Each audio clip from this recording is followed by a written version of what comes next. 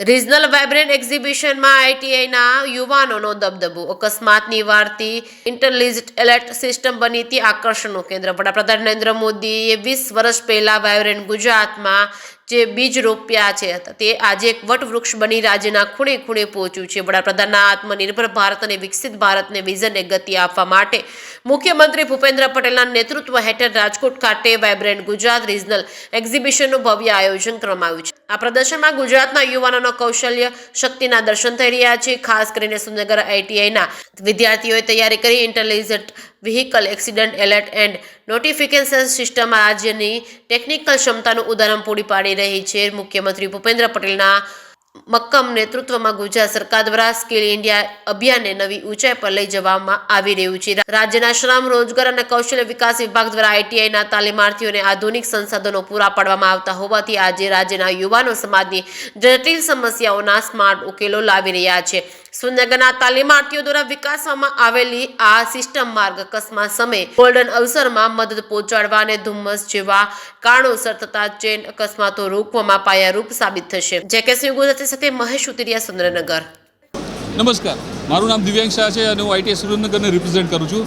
હાલમાં આઈટીઆઈ મોરબી ખાતે યોજાયેલ આ સમગ્ર રાજકોટ રિજનની પ્રોજેક્ટ કોમ્પિટિશનની અંદર અમારો પ્રોજેક્ટ ટોટલ 99 આઈટીઆઈમાંથી અમારો પ્રોજેક્ટ પ્રથમ ક્રમે સિલેક્ટ થઈને આવેલ છે અને અમારા પ્રોજેક્ટનું નામ છે intelligent vehicle alert and notification system. અમારો આ પ્રોજેક્ટ અમે અમારા બે સ્ટુડન્ટ સાથે અને અમારા પ્રિન્સિપલ ક્લાસ 1 શ્રી પી કે શાહ સાહેબ અને વિજય મકવાણા સાહેબના માર્ગદર્શન હેઠળ 2 મહિનાની અંદર અને અંદાજિત 20 થી 25,000 રૂપિયાના કોસ્ટિંગની અંદર અમે આ પ્રોજેક્ટ પૂર્ણ કરેલ છે.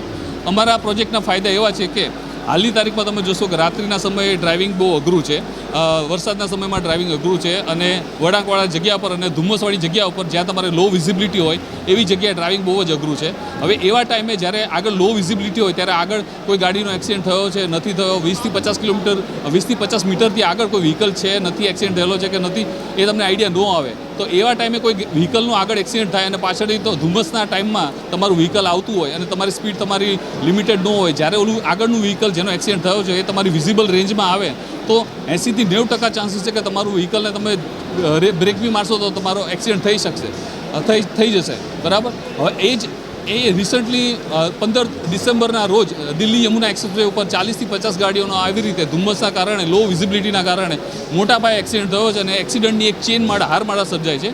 તો આ જ એક્સિડન્ટની ચેનમાળા ભવિષ્યમાં થતી અટકાવવા માટે અમે અમારો પ્રોજેક્ટ એક ઇનોવેટિવ આઈડિયા સ્વરૂપે રજૂ કરેલો છે, જેની અંદર અમારો કન્સેપ્ટ એવો છે કે દરેક ગાડીની અંદર એક્સિડન્ટ એલર્ટ સિસ્ટમ બેસાડેલી હોય તો જેવો કોઈ પણ ગાડીનો એક્સિડન્ટ થશે એ તરત જ આજુબાજુના 5 કિલોમીટરના રેડિયસમાં રહેલી તમામ ગાડીઓને એક્સિડન્ટના મેસેજની જાણ કરશે. એ સિવાય નજીકના પોલીસ સ્ટેશનને 108ને અને 5 ફેમિલી મેમ્બરને SMS થ્રુ જાણ કરશે, જેથી કરીને જે તે વ્યક્તિનો જીવ બચી શકે, પોલીસ અને એમ્બ્યુલન્સ તાત્કાલિક ઘટના સ્થળે પહોંચી શકે અને નજીકના 5 કિલોમીટરના રેડિયસમાં રહેલી તમામ ગાડીઓ પોતાની સ્પીડ ઘટાડી શકે તો ધુમ્મસની અંદર બીજી કોઈ એક્સિડન્ટની હારમાળા સર્જાઈ થતી અટકી શકે. હાલ અમે વાઇબ્રન્ટ રિજિયોનલ સમિટ રાજકોટ ખાતે અમારા પ્રોજેક્ટને અમે લઈને આવ્યા છીએ.